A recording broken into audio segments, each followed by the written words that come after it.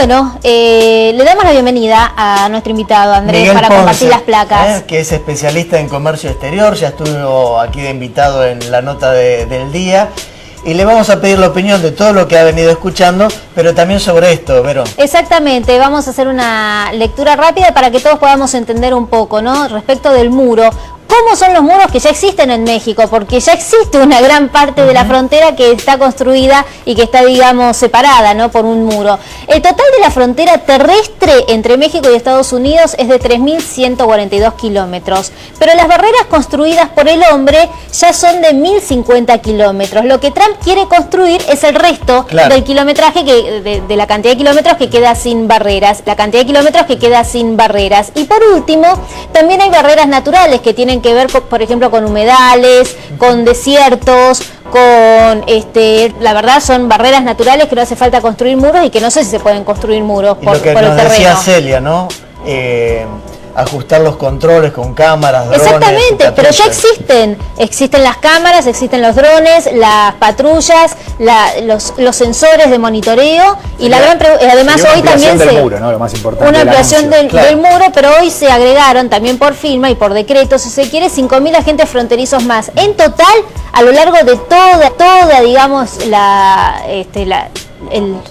frontera, muchas gracias, ya hay 21.000 agentes fronterizos más los 5.000 de hoy, serían 26.000. ¿Qué piensa de todo esto, Miguel? Bienvenido. Muchas gracias, antes que nada. Bueno, claramente es el primer político de este tiempo que ha destrozado el famoso teorema de Baglini. Ustedes recuerdan, sí. El teorema de Baglini era: las cosas que se prometen cuando se está lejos del poder, rápidamente son olvidadas cuando llegamos al poder. Y aquí está sorprendiendo, y yo creo que se está pecando de mucha ingenuidad en algunos actores, inclusive sectores del gobierno argentino, que habían dicho que simplemente porque había habido un muy buen diálogo telefónico, esto implicaba que las efectividades conducentes iban a ser las que se deseaban. Yo creo que se miraban más como una expresión de deseos que como la realidad estaba indicándolo. Y la verdad es que a mí me tocó integrar precisamente en las elecciones de Estados Unidos una misión de observadores internacionales. Ajá. Ni bien terminamos, por eso me llama la atención algunas cuestiones. En la embajada de los Estados de Argentina en Washington, en Estados Unidos, nos reunimos, presente el embajador Lustó, por supuesto, pero además los think tanks, los observadores más importantes que monitorean las relaciones de los Estados Unidos con el continente y particularmente con Argentina. Y nos dijeron con todas las letras: señores, a partir de ahora, de esta sorpresa que hay, el empresariado, los capitales de Estados Unidos, estén radicados en Argentina o pensaran estarlo, adoptan el criterio de wait and see. Es decir, esperar y mirar. Sí. Por lo tanto, a partir de ese momento ya las inversiones estaban paradas. ¿Cuándo fue esto que usted estuvo allí? Integrando esta comisión, ¿cuándo fue? Cuando terminé, fui para las elecciones y me quedé una semana después, precisamente porque la sorpresa, todos íbamos esperando, digámoslo con todas las letras, el triunfo demócrata. El gobierno argentino se había jugado muy abiertamente a través de la canciller, y el propio presidente. Del propio presidente. Solamente, Miguel, no solamente antes, sino después de la elección, lamentó la derrota de Hillary Clinton. Absolutamente, una cosa muy extraña, ¿no es cierto? Bueno, y empiezan estas cosas que... ¿Y qué es lo que le llama la atención ahora? ¿Qué es lo que me llama la atención? Me llama la atención que no se hayan leído con absoluta crudeza los efectos directos y los efectos indirectos que tienen esto. Los efectos directos, acabamos de pasar hace 24, 48 horas el tema de los limones.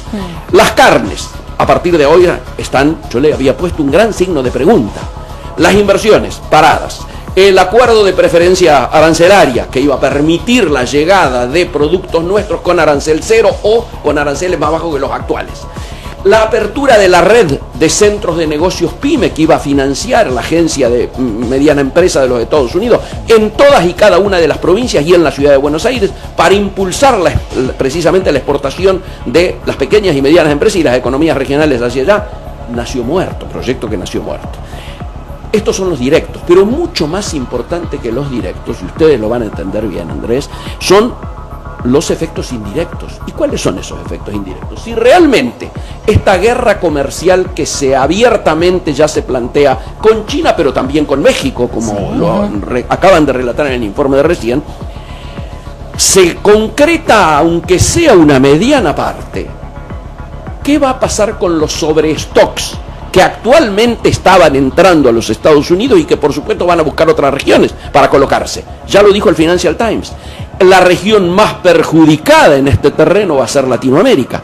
Y dentro de Latinoamérica, digámoslo con todas las letras, los que estemos más atrasados en la competitividad, vamos a ser los más vulnerables. Sí. Entonces yo lo que creo es que el gobierno nacional rápidamente, en lugar de generar expectativas como las que se dijeron ayer como primera reacción ante lo de los limones, no, van a terminar entrando los limones, es obvio de que si lo paran, va a haber una nueva negociación, y aunque vuelvan a entrar los limones a Estados Unidos, el tema es cómo entran, no van a ser en las condiciones que se había arreglado, sí. Esto es obvio, Estados Unidos va a aprovechar para mejorar esta posición de negociador. Entonces tendría que plantearse ante esta situación, volver a poner en primer plano cuál es la agenda de prioridades de nuestra política exterior. Tenemos que terminar con esta situación errática en la cual aparecen los chinos, arreglamos con los chinos, vienen los rusos, arreglamos con los rusos. ¿Cuál debería ser, Miguel? La agenda número uno, Mercosur, arreglar con los amigos del barrio.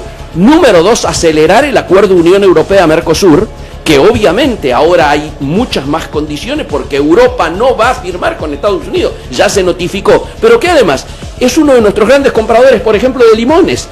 Ustedes imagínense, si ya hoy con los aranceles que se pagan, ingresamos en Europa la cantidad de limones que hay con arancel cero, podríamos reírnos de lo que perdemos en ingresar en Estados Unidos, hoy, Miguel, colocarlo acá. El problema pareciera, mientras vamos a ir repasando después uno a uno, sí, los efectos de las medidas que puede llegar a tomar Trump sobre productos que exporta la Argentina a los Estados Unidos, es que hoy el Mercosur no está desintegrado de casualidad, porque realmente están sus propios dirigentes a las patadas. No solo a las patadas. Acaba de expulsar a Venezuela, hay diferencias ideológicas muy fuertes entre algunos gobiernos. Correcto. ¿Es posible una unión de esa naturaleza? Yo lo que creo es que la necesidad tiene cara de hereje, y en este caso hay que a lo mejor nos va a unir el espanto antes que el amor, pero digo, lo que hay que poner por delante son los intereses nacionales y regionales ante esta situación en la cual objetivamente las vulnerabilidades de nuestros países están seriamente afectadas. A ver. Entonces, si tenemos las placas para ir compartiéndolas. Las otras alternativas que pueden darse en términos de efectos inmediatos. Sí. Tema biodiesel, ¿qué pasa con el tema?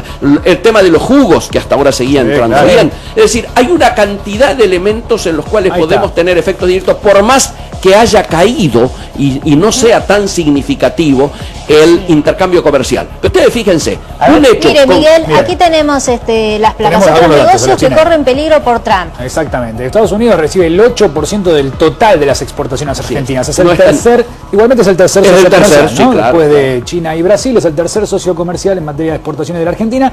Absorbe, por ejemplo, recién lo decía Miguel, el 90% del biodiesel que exporta Argentina. Va a parar al mercado de los Estados Unidos. Hasta aquí no hay novedad todavía, pero podría trabarse igual que los limones. Sí, señor. ¿Qué más? Seguimos repasando datos de los negocios que podrían peligrar por decisiones que tomaría Donald Trump. Aluminio. El país exportó aluminio a Estados Unidos en 2016 por $180 millones.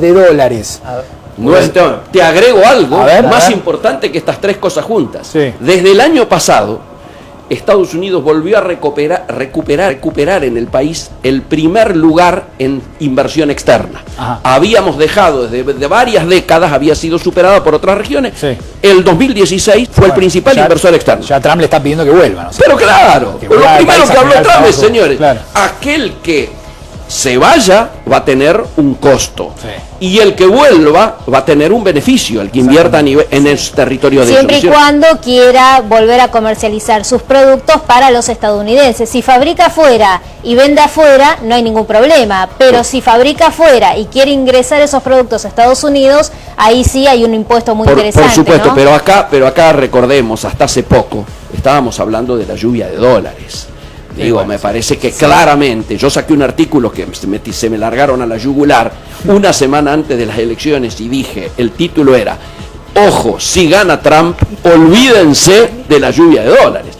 Y esto me parece que hay que asumirlo, hay que decirlo con todas las letras. Es un momento difícil, es un momento en el cual hay que tener muy en claro dónde poner el acento. Compartimos favor, esto, el 40% de la exportación de aceite. El 40% de la exportación de aceite de limón, jugo de citrus, uva y manzana va a Estados Unidos. O sea, casi la mitad de lo que Argentina produce en estas materias tiene como destino el mercado de los Estados Unidos.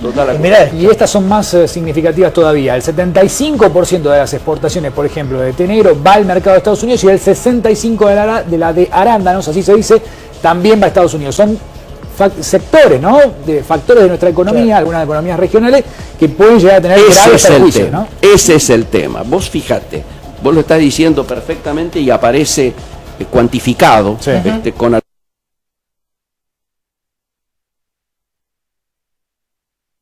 denota nuestro atraso en poner en marcha la agenda de la competitividad.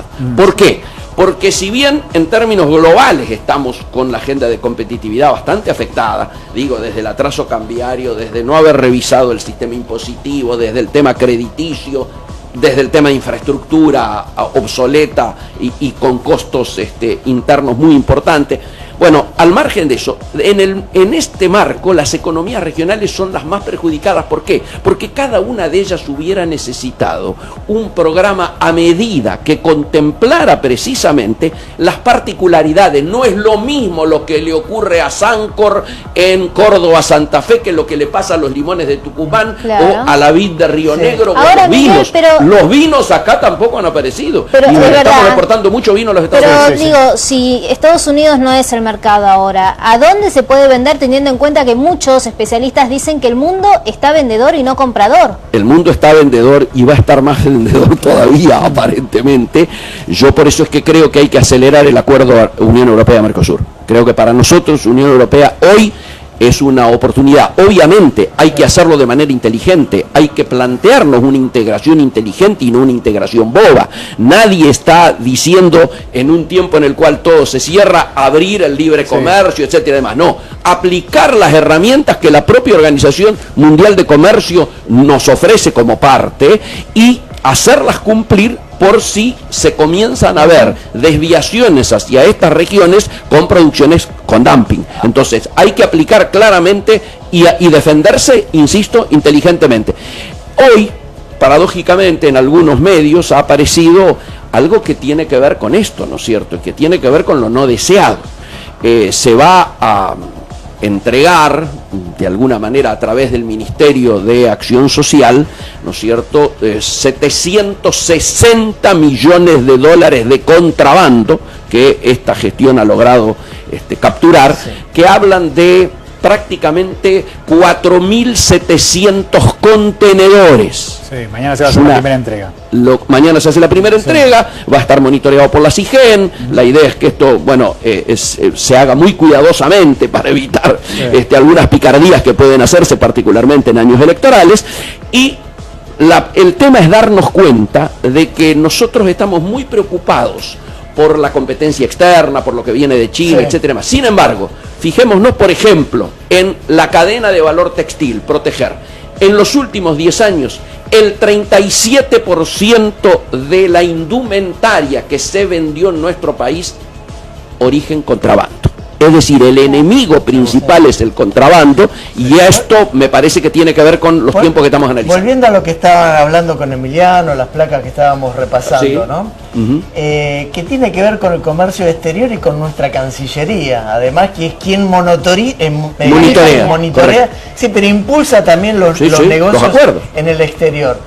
¿No la nota demasiado callada, silenciosa a la canciller Susana Malcorra? No ha hablado estos días. Primero, digamos que es una canciller de lujo, pero que está con algunas culpas. Se le achaca haber perdido un tiempo importante en su tiempo de candidata. Se manda, yo diría, la patinada de candidata a Naciones Unidas, ¿no es cierto?, a la Secretaría General. Sí. Bueno, ese tiempo se dice que no se utilizó a lo mejor de manera eficiente en términos de lo que implica salir a vender Argentina al mundo. Segundo, esto que analizábamos recién, que tocábamos cómo se jugó en la interna de un país como Estados Unidos, con lo que esto implica. Y el tercer elemento, precisamente porque le estamos señalando esta política errática, claro, ¿no es cierto?, donde hoy hablamos con China, mañana hablamos con Rusia, aparece el mexicano y decimos tenemos que hacer un arreglo con México, vino el premier de Canadá y ya nos salvábamos con Canadá. No, muchachos, por eso yo decía, aprovechemos esta crisis para poner en claro cuál es la agenda de prioridades. Hacemos una pausa, Miguel, un segundo. Seguimos dialogando con Miguel Ponce, él es especialista en comercio exterior, y dejamos los Estados Unidos y vamos a nuestro país vecino, Chile.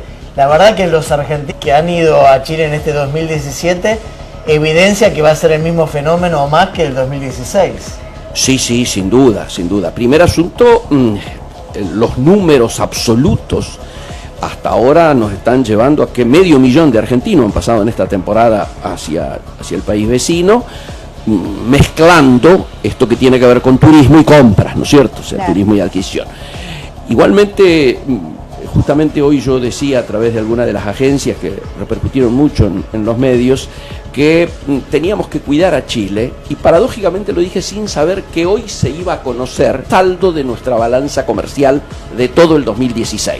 Hemos tenido un superávit de 2.100 millones de dólares, de los cuales 1.500 se lo debemos a Chile.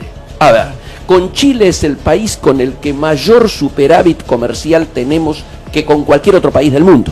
Habitualmente andábamos en arriba de 1.000, rondando los 1.000, y la buena noticia es que el año pasado, el 2016, que acaba de finalizar, nos ha dado casi 1.500 millones favorables a Argentina. ¿Y qué es lo que le vendemos a los chilenos?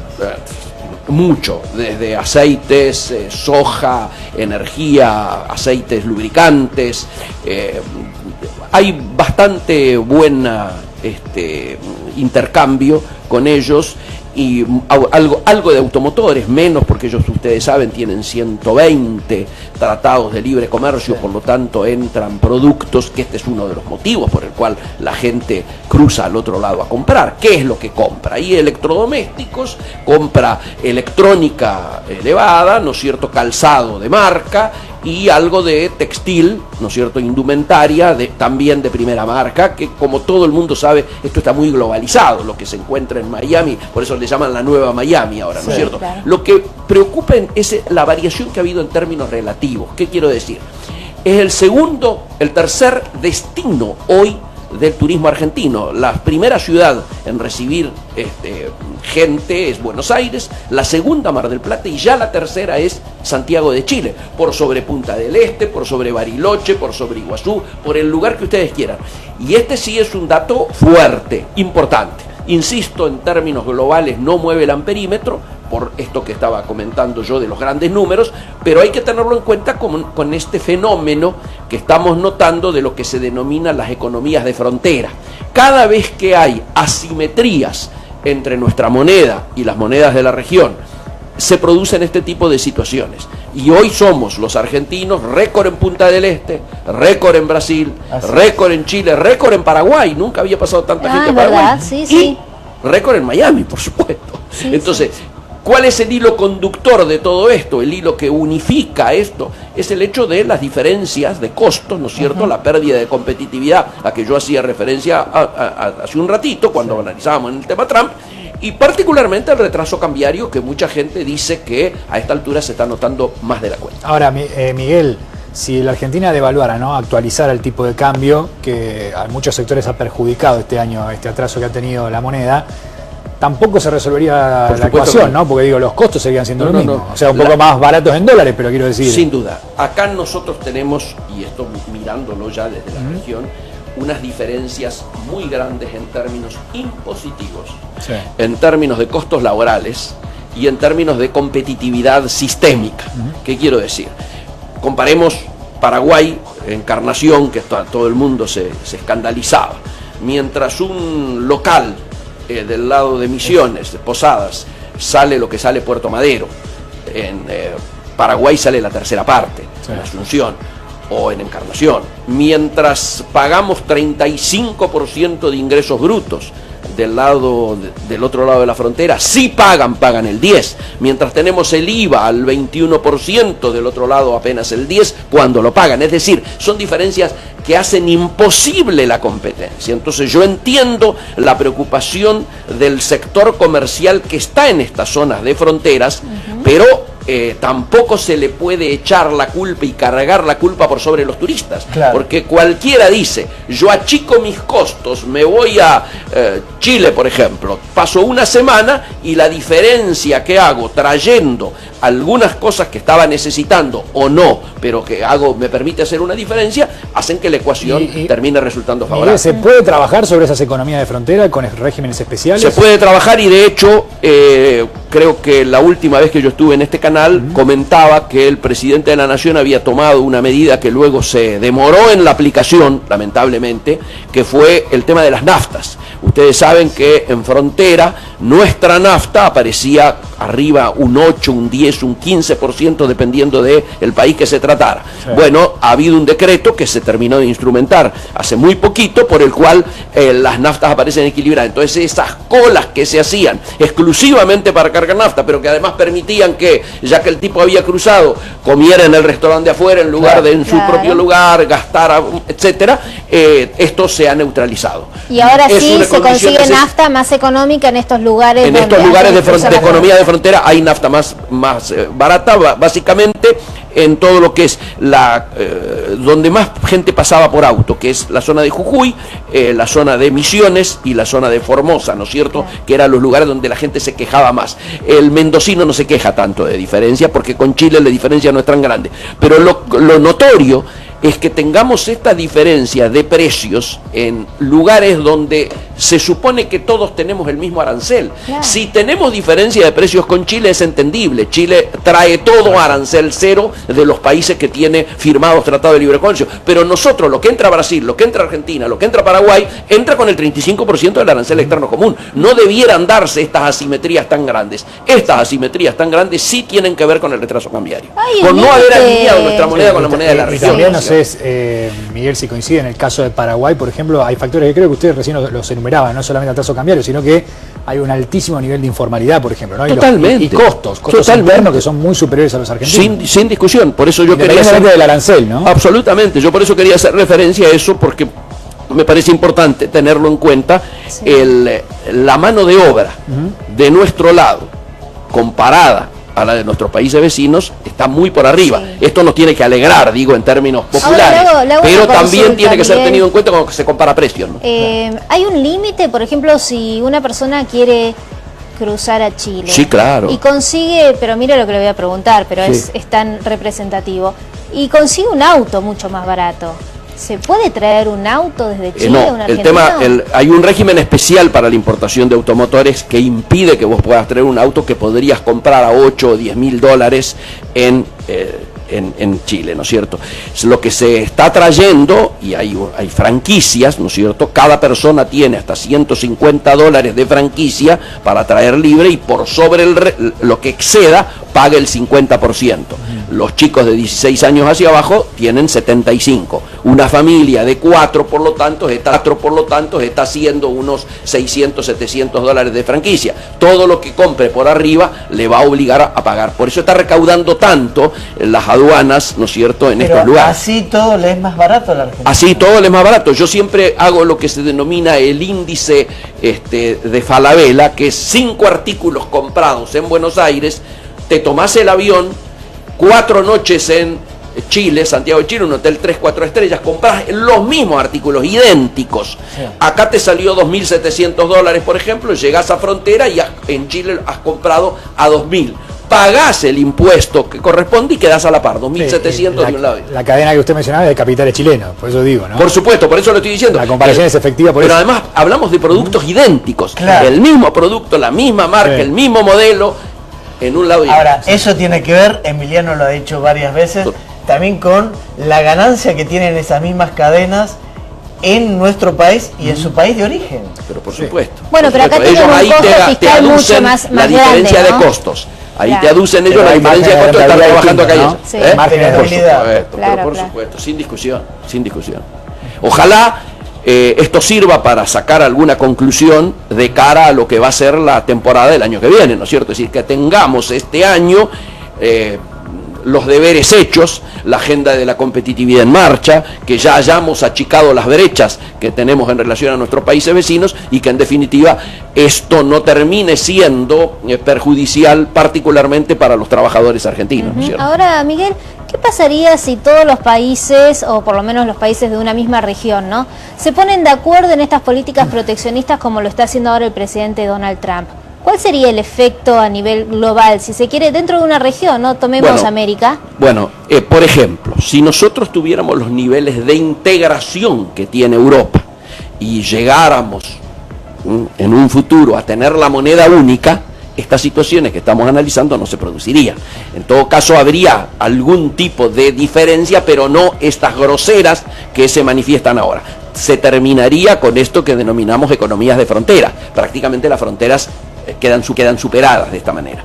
Ahora, es obvio de que acá va a haber que repensar con mucha responsabilidad qué va a ocurrir con el tema del proteccionismo creciente planteado desde los Estados Unidos. Hemos llegado a una situación tan insólita que es que en Davos el abanderado del libre comercio es China. Entonces, esto es una situación absolutamente inédita. Bueno, Miguel, muchas gracias. Sí, claro. Ya se nos acabó el tiempo por eso. La verdad, un gusto tenerlo acá. Lo vamos a volver a invitar seguramente. Desde ya, a disposición, ustedes saben.